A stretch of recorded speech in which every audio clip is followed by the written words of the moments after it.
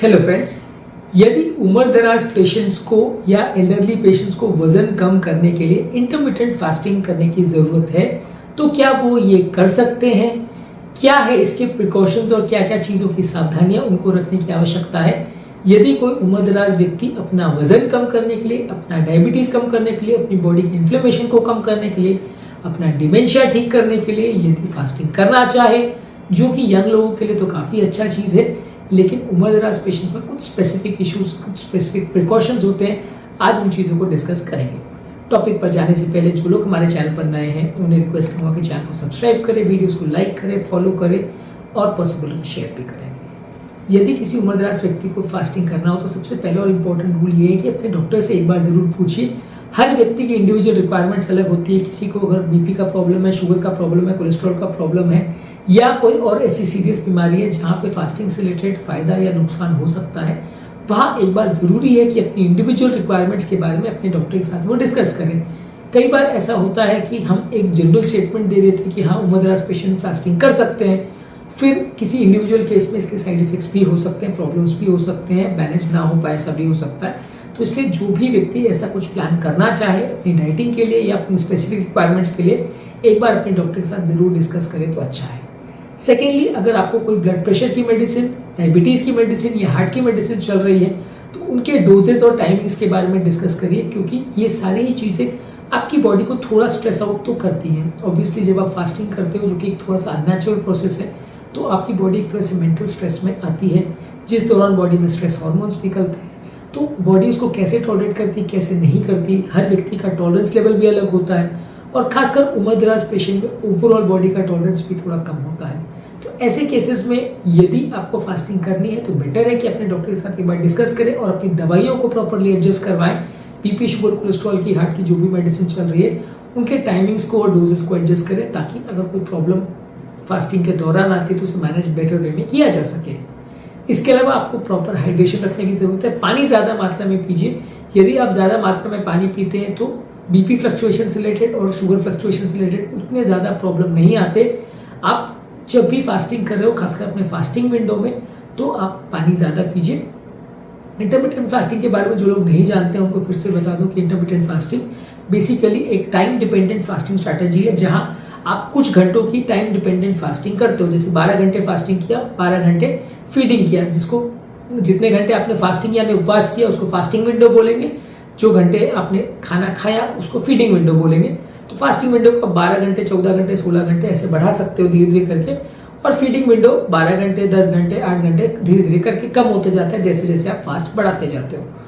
तो वैसे लोगों को ध्यान रखने की जरूरत है कि उम्रदराज पेशेंट में साइड इफेक्ट्स या प्रॉब्लम्स होने का चांस थोड़ा ज़्यादा रहता है, इसलिए दवाइयों को एडजस्ट कराएं, डॉक्टर के साथ डिस्कस करें, पानी ज़्यादा मात्रा में पिए। दूसरा, फास्टिंग के दौरान कई बार ऐसे लोगों में इलेक्ट्रोलाइट्स की इम्बैलेंस हो सकती है। किडनी का फंक्शन, हार्ट का फंक्शन ओवरऑल इस एज में वैसे भी थोड़ा कॉम्प्रोमाइज होता है। तो ऐसे केस में बॉडी में नमक का यानी सोडियम पोटेशियम का कितना डोज लेने की ज़रूरत है, कम ज़्यादा तो नहीं हो रहा है, एक्स्ट्रा सप्लीमेंट्स लेने की ज़रूरत तो नहीं है। ये सारी चीज़ें आपके डॉक्टर के साथ डिस्कस कर लें और ज़रूरत हो तो एक्स्ट्रा सप्लीमेंट्स ले सकते हैं, जिससे आपका फास्टिंग करना ईजी हो जाएगा और क्रैम्प्स होना या इम्बैलेंसेस होना सोडियम पोटेशियम का और इलेक्ट्रोलाइट्स का वो कंपैरेटिवली कम होगा। इसके अलावा उम्रदराज पेशेंट को कोशिश करनी चाहिए कि फास्टिंग को धीरे धीरे करके बढ़ाएं। पहले दिन में अगर वो 24 घंटे या 48 घंटे की फास्टिंग ले लेंगे तो साइड इफेक्ट्स होने का चांस या प्रॉब्लम होने का चांस ज़्यादा होगा। तो पहले 8 घंटे की करिए, 10 घंटे की करिए, 12 घंटे की करिए, 14 घंटे की करिए, धीरे धीरे करके टाइम को बढ़ाते जाइए। तो इसमें आपकी बॉडी को एडजस्ट होने में टाइम मिलेगा। यूजली हर तरह की फास्टिंग में 15-20 दिन अपनी बॉडी को टाइम दीजिए एडजस्ट होने में। जब बॉडी एक पर्टिकुलर टाइमिंग में एडजस्ट हो जाए तो फिर उसको बढ़ाइए। 1-1 घंटे के इंटरवल पे या 2-2 घंटे के इंटरवल पे उसको बढ़ा सकते हैं कि 12 से 13 किया, 13 से 14 किया, जितना आपकी बॉडी टॉलरेट करे। और जब लग रहा है कि बॉडी टॉलरेट नहीं कर रही है या जिस पर्टिकुलर दिन आपको लग रहा है कि आज बॉडी ठीक नहीं है या आपकी कंडीशन अच्छी नहीं है, कोई और प्रॉब्लम हो रही है, तो उस दिन फास्टिंग मत करिए, उस दिन अवॉइड करिए, क्योंकि उम्र वाले पेशेंट में थोड़ा टॉलरेंस कम रहता है। इसके अलावा जरूरी है वाइटल साइंस को मॉनिटर करते रहना। यदि आप फास्टिंग या ऐसा कुछ कर रहे हैं तो इस दौरान आपका बीपी, शुगर, कोलेस्ट्रॉल या आपको overall saturation, oxygen level, pulse rate, heart rate सब कुछ कैसा रह रहा है इसको मॉनिटर करना जरूरी है। सडन फ्लक्चुएशन उम्रदराज पेशेंट में ज़्यादा कॉमन है यंग पेशेंट्स की अपेक्षा, क्योंकि बॉडी एक्स्ट्रा स्ट्रेस को झेल पाए उम्र वाले पेशेंट में थोड़े चांसेस कम रहते हैं। तो इसलिए आपको कोशिश करनी है कि यदि आप फास्टिंग कर रहे हैं तो भी इस दौरान अपने वाइटल साइंस को प्रॉपर्ली मॉनिटर करिए, अपना बीपी और शुगर लेवल्स को, पल्स लेवल्स को, हार्ट रेट को, सैचुरेशन को बहुत ज़्यादा चेंज या फ्लक्चुएट होने ना दें। इसके अलावा जो भी आप खाना खा रहे हैं उसके न्यूट्रिशन की क्वालिटी अच्छी होनी चाहिए, प्रॉपर बैलेंस डाइट खाइए जिसमें सादा विटामिन और मिनरल्स हो, कैलोरीज कंपेरेटिवली कम हो। इसको अगर आप लेते हैं तो डाइटिंग करना आसान भी रहेगा, पेट भी ज़्यादा देर तक भरा रहेगा और बॉडी में विटामिन मिनरल्स की डिफिशियंसी भी कम होगी, क्योंकि उम्र वाले पेशेंट में ओवरऑल थोड़ा विटामिन मिनरल का स्टॉक कंपेरेटिवली कम हो सकता है और डिफिशियंसी होने से साइड इफेक्ट्स का चांसेस भी ज़्यादा हो सकता है। तो इसलिए आप थोड़ा बॉडी के न्यूट्रिशन जो आप ले रहे हैं, विटामिन मिनरल्स का कितना स्टोर है बॉडी में, उसका भी थोड़ा ध्यान रखें तो अच्छा है। अगर ब्लड टेस्ट करा के उसका जांच करना चाहें कि T3 का लेवल, फोलेट का लेवल या आयरन का लेवल या अलग अलग विटामिन मिनरल्स का जो लेवल है वो कितना है, आप चेक कराना चाहें तो वो ज़्यादा अच्छा और ज़्यादा साइंटिफिक होगा। बार बार ना कराना चाहे तो एटलीस्ट 4-6 महीने में एक बार भी अगर आप इन चीज़ों का जांच करा लें तो ज़्यादा अच्छा रहेगा, ताकि आप कंपेरेटिवली कोई डिफिशियंसी रिलेटेड प्रॉब्लम्स ना हो। इसके अलावा ज़रूरी है कि जो भी आप खा रहे हैं उसको सोच विचार करके माइंडफुली खाइए। उम्र वाले पेशेंट को माइंडलेसली कुछ भी खाना या कुछ भी प्रैक्टिस करना नहीं चाहिए। जो भी आप खा रहे हैं, क्या खा रहे हैं, कितना खा रहे हैं, कितनी मात्रा में खा रहे हैं, उससे फ़ायदा हो रहा है, नुकसान हो रहा है, इसके बॉडी में क्या इफेक्ट्स होंगे, साइड इफेक्ट्स होंगे, उसको प्रॉपर्ली सोच के विचार करके सीमित मात्रा में खाएंगे तो ज़्यादा अच्छा रहेगा। माइंडलेसली आप खाना खाएंगे तो वजन बढ़ने का चांस या साइड इफेक्ट्स होने का चांस ज़्यादा होता है। इसके अलावा दिमाग पर होने वाले स्ट्रेस को कम करने के लिए योगा, प्राणायाम, डीप ब्रीथिंग एक्सरसाइज, इस तरह की चीज़ें करिए। इस तरह की चीज़ें करने से दिमाग पर होने वाला तनाव कम हो जाएगा, स्ट्रेस हार्मोन्स कम हो जाएंगे और आप कंपेरेटिवली ज़्यादा फास्ट कर पाओगे बिना ज़्यादा स्ट्रेस लिए। दिमाग पर तनाव कंपेरेटिवली कम होगा। इसके अलावा ज़रूरी है लाइफस्टाइल मॉडिफिकेशन करने का। आपके एक्सरसाइज को, डाइट के हैबिट्स को, स्लीप के हैबिट्स को, स्ट्रेस मैनेजमेंट को, सब चीज़ों को थोड़ा मॉडिफाई करिए। खाने के हैबिट्स, खाने के टाइम, बाकी सब चीज़ों को करने का टाइम, ये सब चीज़ें थोड़ा प्रॉपर्ली एडजस्ट करेंगे तो प्रॉब्लम्स होने का चांस कम रहेगा। आपकी टोटल लाइफस्टाइल को फास्टिंग के हिसाब से थोड़ा एडजस्ट करेंगे तो ज़्यादा अच्छा है। इसके अलावा हर व्यक्ति के लिए आपको एक इंडिविजुअलाइज अप्रोच डेवलप करना चाहिए कि ये पर्टिकुलर व्यक्ति के लिए क्या अप्रोच ज़्यादा अच्छा रहेगा। उस हिसाब से यदि आप मैनेज करोगे तो ज़्यादा अच्छा है।